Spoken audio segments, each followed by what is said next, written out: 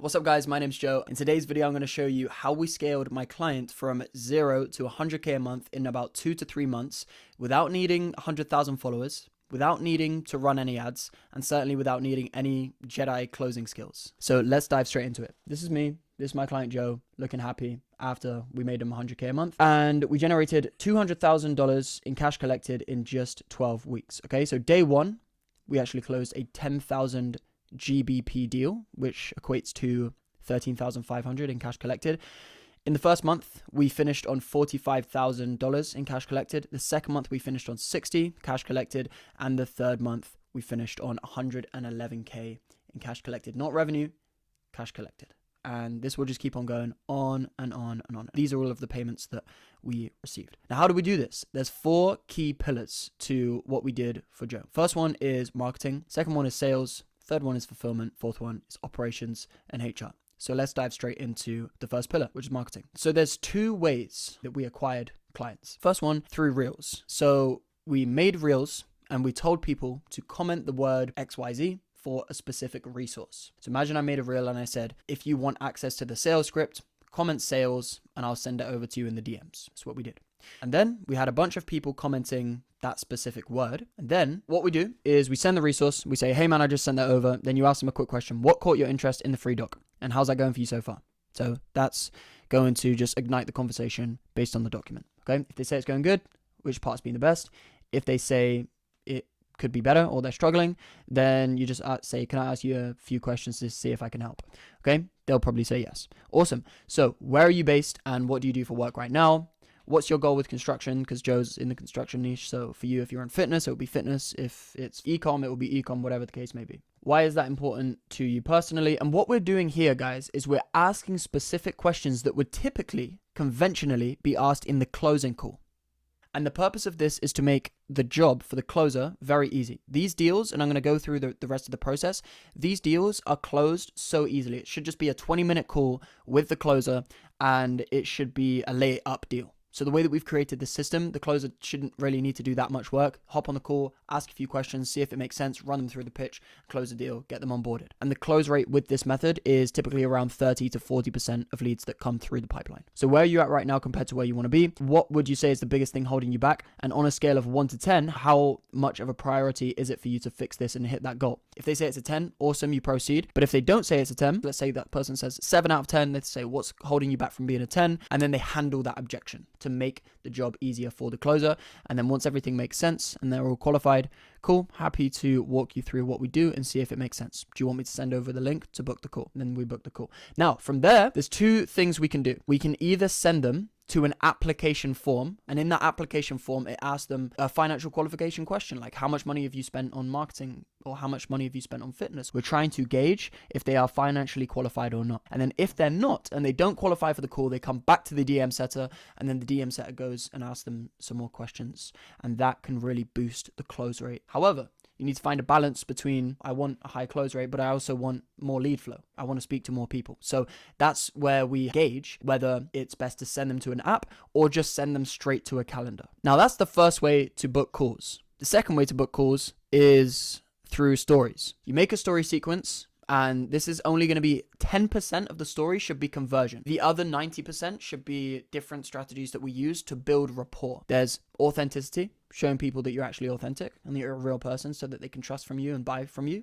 There's lifestyle, to show that you're actually living the life that you're telling people that you can help them achieve. Showing proof of concept in yourself, as well as proof of concept with your clients, showing people that you can actually get other people results. So there's those 3, and there's a few more. Viral content. You can do enemy positioning content where you're talking about your competitors and why they're not that great. That strategy has made people millions and millions of dollars, and in bigger corporate industries, it has made people billions. And there's a bunch of other types of content that you have to create. Don't just go for content designed to convert people into customers. That should only be 10% of the stories that you post. And I want to make that very, very clear. So we post all of the content, and 10% of that content is made to convert people into the funnel, which is the website. The first thing we're going to do, the very first thing, is we're going to collect their information. We're going to put them into email nurturing sequences, and we're also going to use it to call them up.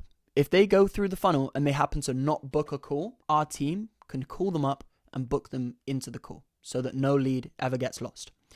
And then from there, once they've given you the information, they go to a VSL. This is how we're going to structure the VSL. How to get a desired result within a specific time frame without pain. So if this was fitness, how to get a six-pack in 6 months without needing to go on keto, without needing to starve yourself. Or it could be how to scale your construction business to 7 figures a year in 8 months without hiring a bunch of people and ruining your margins. And you have to be careful with how you structure your offer because it needs to be very specifically targeted at your ICP. Okay, it needs to talk to your exact ideal customer profile and make them feel like, damn, this guy's talking to me. This is exactly what I need. So you need to do a lot of market research around that, which we did for Joe, by the way. He didn't have to do any of this stuff that you're seeing here. He didn't have to do any of it. All he had to do was make the VSL. We just gave him the script. And then we're going a layer deeper and we're doing a relatable struggle story where we got Joe to explain more about himself, more about how he felt when he was in the mud, when he was going through the struggle, how he felt in that moment. Because remember, we're talking to people that haven't achieved a result yet. So they're in the state of mind that you were in before you achieved that specific result. So let's say this fitness coach used to be overweight. That's where their ideal customer profile is right now in their life. So if the fitness coach says, oh, when I was overweight, I felt like this, I felt like that. The person watching the video, their ICP, they're going to feel like that's exactly how I feel now. This person gets it. You can even explain stories about what happened in your life. It will connect you with your potential customers on a deeper level. The goal here is to be so relatable that they think this guy was exactly like me, or this girl, she was exactly like me. And then, typical, you disqualify and you qualify. So you say, this is for you if you're this type of person, and this is not for you if you're this type of person, which is again, based on market analysis and who's going to be best for your program and who's not. And then pre-handling any objections that could come up in the sales call. Remember guys, this process is designed to make it an easy layup deal for the closer. Remember what I said, 20 to 30 minute call, 30 to 40% close rate. Shouldn't be anything complicated because we're doing all of the work prior to the call. That's what makes the PDP system so special. And then we simply just do a mini pitch. We explain the offer, we explain the service. Not too much, we don't want to give them everything, but enough so that they can understand, okay, this person has a process and that process can get me to my desired situation, the six-pack, the abs, or the 7-figure business, whatever transformation you're selling. And then nothing crazy, just a really soft CTA, and then just give them the next steps that they need to follow, whether that's clicking a link or choosing a time, whatever the case may be. And that is how we structure 90% of our VSLs. I mean, depending on the offer, there's a few different things that you can put in that works well for your top competitor. If we need to insert anything else that is proven through data to make more money, what are we going to do? Insert it, right? And from there, they either book the call or they don't. And if they don't, well, we've got their information. So the appointment setter is going to call them up and get them on the call. Now, this right here and this right here makes a huge difference. We've looked at the data with and without it, and you would be shooting yourself in the foot to not include this. We're going to make another video on what the PDP system actually is. We've analyzed almost 7,000 sales calls across 17 different industries to try to figure out the difference between a coaching company that does 500K a month plus versus companies that always stay stuck below 50K a month or 20K a month. And there are 13 human behavioral conditions that need to be met prior to the call in order to create a layup deal. So then we nurtured the lead. So after they book the call, we've got their email, we've got their phone number, and we're sending them emails and texts to remind them of the call, but also to keep them engaged, to keep them in the buying frame of mind. Because remember, I don't know if you watched any of our other content, the way that we structure the VSL, the way that we get people from the DMs or from a cold call through an ad into the call, we're not engineering our prospects to enter the call from an educational frame of mind. We're engineering them to enter the call from a buying frame of mind. And so we want to keep them in that buying frame of mind from when they've booked the call to when the call happens. So we're going to be sending them training videos and making it very clear that we're going to ask them questions about these training videos. If you've ever been to an interview and they send you some resources, best believe they're going to ask you questions about those resources once you get on the interview. And what that does psychologically, it also gives you more power because it engineers the prospect to show up to the call trying to impress you. And when they're trying to impress you, you're sitting back and they're coming to you instead of you trying to convince them or you trying to push them. So there's very specific emails that we send them, very specific videos that we send them prior to the call. And something that's very interesting is the specific videos that we make. When they watch the video, which we track, the people that watch the videos prior to the call have double the close rate than the people who don't watch the videos. So leaving this out is leaving serious money on the table. And then from there, once they've watched the videos, we hop on the call, 20 to 30 minutes, ask them a few questions, go through the pitch, and close the deal. And remember, like I said before, 80% of the work has already been done before the prospect got on the call. Because after reviewing 7,000 sales calls, we realized that what creates a layup deal, of course, it's not even the call itself. It's what happens before the call. It's the frame of mind in which the prospect has before they enter the call. That's what creates a layup deal. So what do we have next? Sales. Now there's a few questions you may have. Well, Joe, who's my setter? Well, Joe, we've got this layup deal, but who's going to close the deal? Well, sometimes it's the offer owner themselves, it's the coach, and other times it's an in-house closer that we've hired from our team, who's an expert and who has already closed in your niche. So let's start with the setters. The first thing we do is we hire the setter and we train the setter. And the way that we do that is we have a setter pool. We run Instagram ads targeting people who are already setting or already working a 9-to-5 role. They come through our funnel, and only if they qualify, which this is very strict, by the way, then we put them through a 21-day one-on-one training on our 7-figure DM flow, which is our process for coaches and consultants, which we also tailored to Joe's offer. And as the name suggests, they get trained on this 7-figure DM flow for 21 days, and then they get placed into Joe's offer or any of our other clients' offers. And so we have a pool of closers that come through this process ready to deploy into our client's business. And if you want access to this Miro board so you can watch this video and understand more about how that process works, then just comment Miro in the comment sections and at your Instagram handle, and I'll send it to you via Instagram.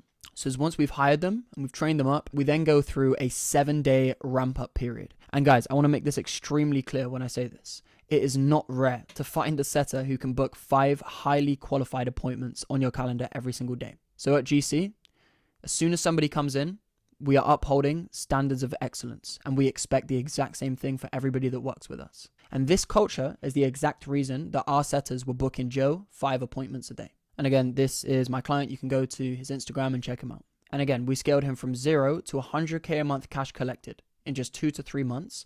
And that was all organic. I haven't even told you about how we run ads because I'm just showing you Joe's system. Now, how do we actually create appointment assassins? We don't even call them appointment setters at GC. We call them appointment assassins. Well, we need to do testimonial training. They need to believe that the thing that they're selling can actually change people's lives. Okay, so as soon as Joe got a testimonial, we started showing that to the setters so that the setters know that they're selling something that can actually help somebody, because that will fill them with the conviction that they need, and that confidence translates into appointments, and appointments translate into sales. We're going to show them other setters wins so that they know that it's possible for them to make 5 to 10K a month as an appointment setter.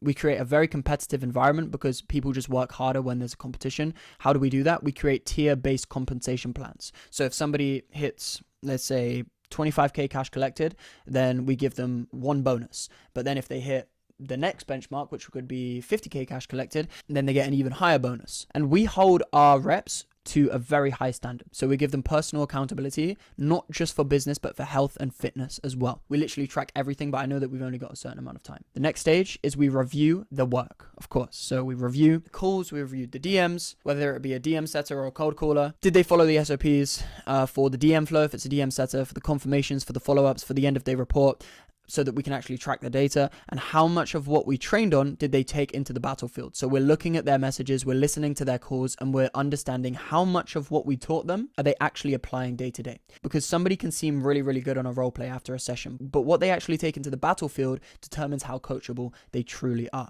Obviously, it depends on your tolerance. Alex Hormozy always says to have a low tolerance when it comes to building great sales teams. So this is all personal preference, but if we deem the amount of this stuff that they've completed in the working day to be bad, then we put them in the bin. And if we deem it to be good or okay, or if it's not that good but we see potential in them, we set KPIs. Okay, this can completely vary based on if they're a DM setter or a cold caller, obviously, and it can also vary based on the offer itself. But again, you can message me on @JoeConsults on IG if you need some advice on setting KPIs for your offer. And so if they hit the KPIs, we fully place them on the offer and they're fully welcomed into the team. And if they miss the KPI, then we put them in the bin. And now we're managing them. They still have KPIs. Everybody has KPIs. And in terms of managing, we have 2 weekly conversation reviews where we're reviewing the calls or the DMs. And if they're making any mistakes, then we do role plays around that specific scenario that they made the mistake on until they get it perfect. So we practice it. If they get it wrong, that's wrong. Do it again until we get it perfect about 3 or 4 times. And then we continue to overlook call recordings and the conversations to call out all of their mistakes. And the main thing we look for here is just being coachable and not making the same mistakes again. I mean, it happens. We're all human, right? But if they can get good at those 2 things, they're going to be fucking assassins. And then they'll just stay as a setter, making Joe's business a fuck ton of money. And if they miss any KPIs for a specific period of time, they get put on a performance improvement plan. And if they fail that, they go back to the bin. And if they hit the KPI, then we go back into just managing them and being on the team. That is how we create appointment assassins. Okay. Now, how do we create lean, mean closing machines that piff people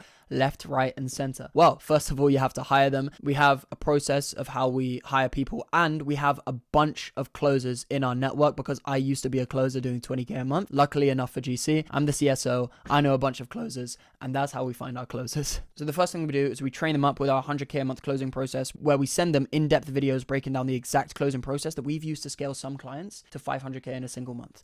And we ramp them up. So we give them instant access to one-on-one training with a sales manager that used to be a closer doing like 20 to 30K a month. And so week 1 is going to look a bit like this. We're going to train them on the discovery and the pitch, how to probe, how to get past surface level answers, get to real desire, get to real pain, and get people to take ownership, all of the rest of that stuff. The way that we engineer the calls, you don't need to do this stuff. But this stuff, that's what gets it to like 40 to 50% close rate if you have somebody like this on the call. But the way that we've engineered the PDP system and the marketing, the offer owner in the beginning can just hop on the call and close the deals. They just need to follow a specific framework that we give them. But being the offer owner means that you just close more deals. A closer is never actually going to be able to close as many deals as the offer owner themselves. But if it's a closer, we teach them all of this stuff. In week 2, we show them how to handle any basic logistical objections, because 99% of the time it's just a case of solving the money. It's not like I need to think about it. It's not like I need to speak to my partner. It's none of that, because remember, the PDP system is designed to create layup deals. If there is any fear, if there are any lies, which is very rare, how to handle that, any limiting beliefs. But of course, we show them how to handle fear, lies, limiting beliefs, stuff like that, just in case. And then it just comes to implementing. We have a very specific process, which I got from Alex Hormozy, where you book 10 calls in the calendar and you barely ever see somebody who doesn't close one of those calls turn into like a top tier closer. So most people that we hire just fly through this process because they've already done it in the same niche before. So not too much stress there. Okay. And then again, same thing. Did they follow the SOPs? Did they do the confirmations properly? Did they handle no-shows properly? And did they do their end of day report correctly? And how much of what we trained on did they take into the call? Same story as the setters up here. If it's bad, then put them in the bin. If it's good, then we just set them KPIs.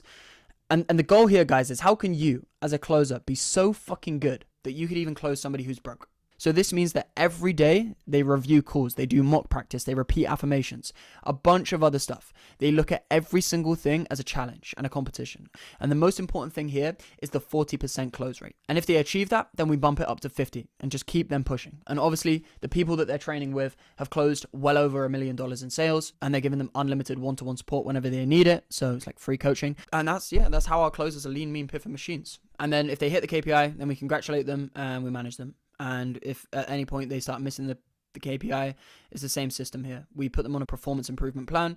If they aren't making enough money for the business, then obviously you know what we got to do. So that is sales, guys. So with that being said, now you know how we got Joe to 100K a month, but you don't yet know how we got his clients to achieve the results that they did, because just so you know, Joe helped his clients get incredible results. And how do we help him with that? This is fulfillment. So once the closer has closed the deal, we onboard them into the coaching program. Once they sign the agreement, Zapier will trigger an automation and a welcome email will be sent. So this email will include the links to get inside of the community and to book their first coaching call. And then from there, they fill out a form which asks specific questions so that our team can give them the best possible results. Because we need to know, what did they come here to learn? We need to know what is going to make this the best experience for them, and what result did they come here to achieve, so that the client success team can uphold standards of excellence on the back end as well. And then we give them a very warm welcome, guys. The CSM, the client success manager, the coach, and the other team members will reach out via the DMs to welcome the student aboard. This is very, very important, because we need to make sure that our clients, students, get good results so that they can stay in the game, so that we can make them more money and so that we can make more money ourselves, essentially, because we work on a revenue share basis. And now they're in the program. There are 3 key elements to the program itself. We have coaching calls, we have video modules, and we have the community. So here's the structure of the coaching calls. We send out a questionnaire beforehand, and the first part is to go through an in-depth presentation. So we make a specific presentation for each customer that answers all of their questions and fills them with confidence and fills them with conviction that they are going to absolutely smash it, because this is the foundation. We need to make sure that they come into here with a good mindset, a good attitude, so that they can get more results, so that our clients get better testimonials, and then they make more money and we make more money. And on this call as well, the CSM is going to be there answering any questions in the chat, and we open up the floor for any extra questions that need to be answered. The rest of the time is just checking in individually, one-on-one with the students. Next, when it comes to the video modules, this is the structure of the modules. We try to reduce the amount of steps to as few as possible. Ecom's a good example. Let's say we break it down into 3 steps, which I've done with one of my clients before. Step 1, we find the product. Step 2, we build the store. And step 3, we do the marketing. And make each step as simple and actionable as possible to reduce the cognitive load. Now, the first module shouldn't be a step. It should just be an intro module that welcomes them in, explains the basics of the program, and introduces the team so they know who to reach out to for which specific thing that they might encounter along the journey. And when it comes to the steps, step 1, and we've seen this across the board, should always be mindset, because this is going to set the foundation. Remember, this is going to set them up for success. How do they need to think in order to conquer this program? How do the top 1% of people think?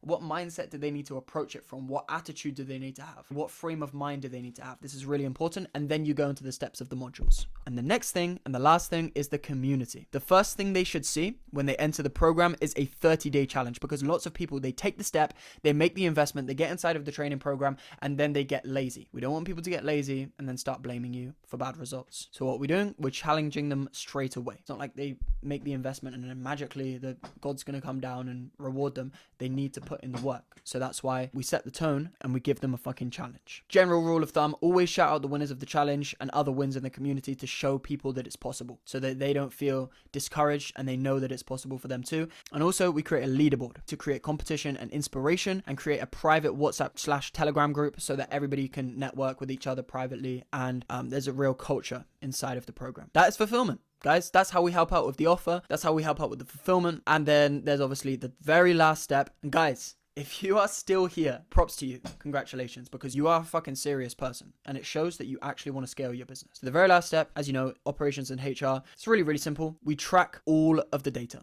Our COO is a wizard. He built our entire tech stack for the sales and the marketing and the operations, everything. And he does it for all of our clients as well. This guy tracks metrics that you would never have heard of. I could make a whole 30-minute video on the metrics that we track. But like it says here, nothing goes unturned. Everything gets tracked. And when we encounter a problem, we sit down with the leadership team and we know how to fix it. And that brings me on to the leadership calls. We sit down, we look at the data, and we make data-driven decisions in order to increase the revenue or the profit margins of the business. So that's the COO, who's in charge of the operations, the CMO, who's in charge of the marketing, and myself, Chief Sales Officer. We sit down and we go through all of the stats on a weekly basis to make data-driven changes to increase the top line and the margins. And sometimes the client success manager and the CEO and the offer owner sometimes hop on as well if necessary. So guys, that in a whole is how we scaled Joe to 100K a month in cash collected, and we're still going strong. The reason that I love this testimonial is because he only had 5,000 followers. We didn't spend any money on ads. We didn't have lean, mean closing machines in place. So there we have it, guys. Any questions you have, hit me up on Instagram @JoeConsults. My name is Joe. Let's fucking go.